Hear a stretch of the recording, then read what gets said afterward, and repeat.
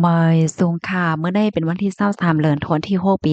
2026ในตอนในเฮาค่ะมาถ่วมด้วยข่าวง่าวเกี่ยวกับเลยลวงจุ่มจ้าเพี้ยนสแกมเมอร์ใน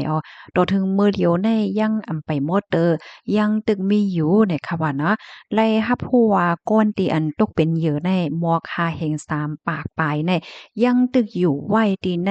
ปื้นตีโฮงจ่าเพียนเขาตั้งปอตอนแหลนหลินไทยเมืองโคมตุ้มในมื้อวันที่22ในค่ะเนาะมีข่าวง่าวออกมาว่าเป็นซ้ำว่า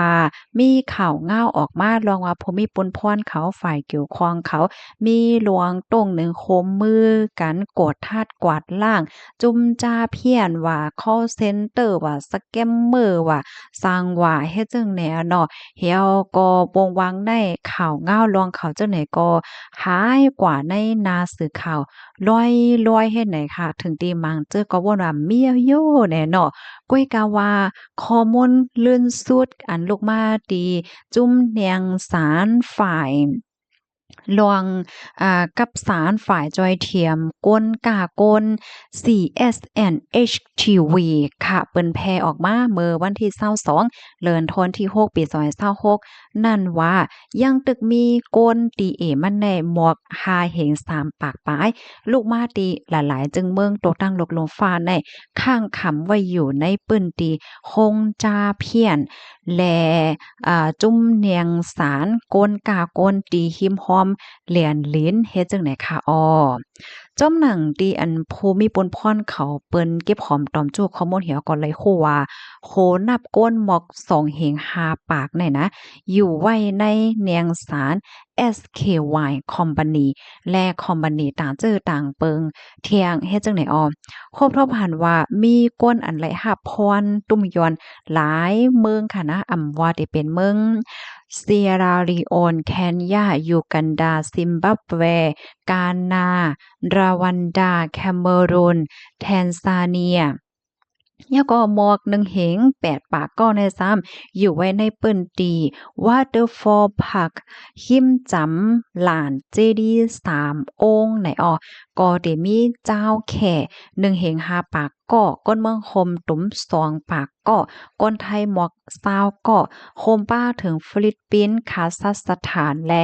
ต่างเจอต่างเคอเถียงจังไหนหมวกหนึ่งเหงก็ในซ้ำอยู่ในแนงสารซึ่งรุยกรุ๊ปไต้ชางวันเนี่ยเนาะอันนี้ซ้ำเตมีแค่ฟิลิปปินส์มาเลเซียไต้หวันบราซิลรัสเซียค่ะแล้วก็ไทยฉาง2แทงหนึ่งก็ซ้ำเป็นหนีป้อจังไหนลวงดีอันลีไม่อกไม่ใจได้ก็ไหนก้นตั้งหนำตั้งหลายเนี่ยถูกหลอกมาโดยจื้อเขาในค่ะเนาะเขาก็ได้ลาดว่าโอ้ภายสนใจใครเหตุการณ์เฮ็ดงานค่ะเดออนกว่าเดโจกว่าเหตุการณ์ต่างเมืองเฮ็ดจังได๋นั่นน่ะเพราะว่าตกลงรายจ่ายกันยก็ถูกโจมาเพราะว่าโจมาแล้วเนี่ยเจอเขานั้นก็ได้ยืดเอาปรับค่าเมืองพาสปอร์ตค่ะยอก็มีลองเฮ็ดหามถูกเด็กให้เฮ็ดการเรียนเบิ่นตั้งออนไลน์แหละจังได๋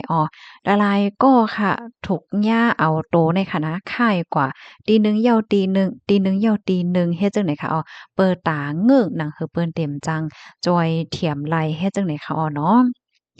ไล่ฮู้ว่าก้นอันกว่าตั้งในนั้นค่ะนะเขาเนี่ยก็ลาดว่าไล่เหตุการณ์หนึ่งว่าในเป็นหลายชั่วโมงว่ะ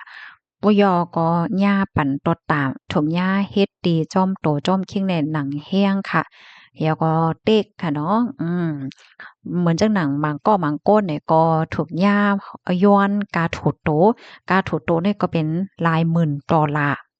ปยก็ปักตาไปด้วย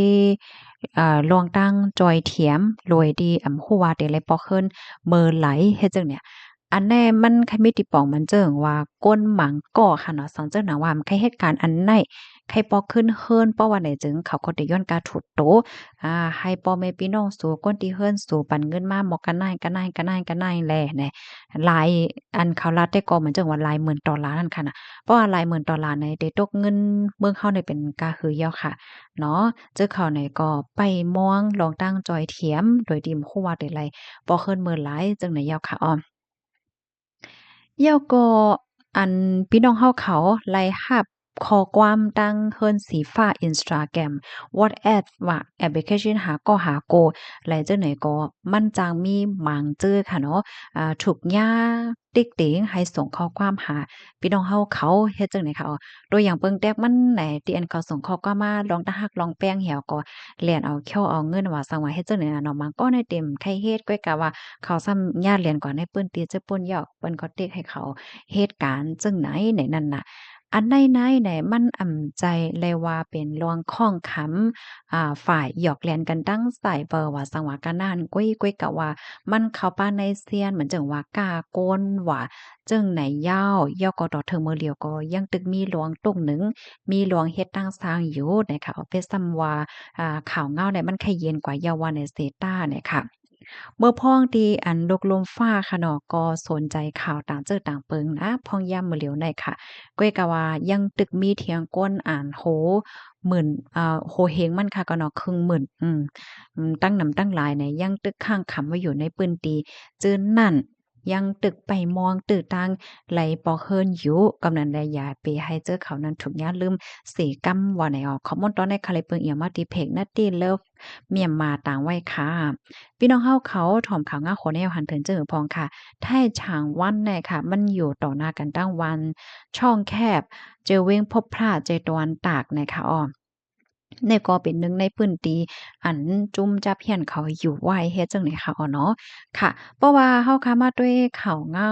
โหในก็จึงหนังว่าค่ะเนาะมื้ออ่อนตั้งแน่ก็เลยหันข่าวเงาออกมาว่าตั้งฝ่ายผู้มีปุ้นพ่อนเขาดอกมีลงเข็งแข็งกดท่าจริงยับจ้าพงจ้าแพ่นว่าสั่งไว้เฮ็ดจังได๋บางเจ้อก็สอนว่าโอ้จ้าแพ่นเนี่ยมีโยหมดกว่าโยเฮ็ดจังเนี่ยนะก้อยหนักข่าวเงาข้อมูลอันใดออกมาเนี่ยมันป่องว่า ยังตึกมีอยู่นั่นน่ะก้นตีอันถูกเนี้ยตกเป็นเหยื่ออยู่ไว้ในปืนตีเจ้าปืนก็ยังตึกมีอยู่เฮ็ดจังไหนนะพี่น้องเฮาเขาจ่องยังตึกไหลหับคอความลองหยอกลองเลียนว่าสังว่าเฮ็ดจังไหนมาอยู่ค่ะต่อถึงเมื่อเหลียวในก็บันตาหันถึงมาไล่ในค่ะเนาะในตอนในเฮาคาซ้ำไรตอนสอนแทนจังหือใดภายไหลดีมีลุกมีล่างค่ะเนาะเพราะว่ามีคนที่มาโจ้ก่อเหตุการณ์ว่านั่นเมืองในเนี่ยก็ให้ไลสติกันเนาะหนังหือเดตกเป็นเหยื่อเลยค่ะอ้อยก็แนะนำให้ลูกหลานลูกหลางไผมันค่ะเนาะถ่อมขาวถ่อมเงาค่ะเพราะว่าเฮาค่ะถ่อมขาวถ่อมเงาในป้อถอนตอนหนึงเฮาค่ะก็ได้เลยฮู้คือตันไหนเนาะมื้อเลียวก็ให้ไลฮู้ว่าจ้าแพ่นเขานั้นก็ยังตึกมีอยู่เขาค่ายตีหนึงยาวกว่าตีหนึ่งว่าสังว่าจะได้เฮ็ดให้ค่ะ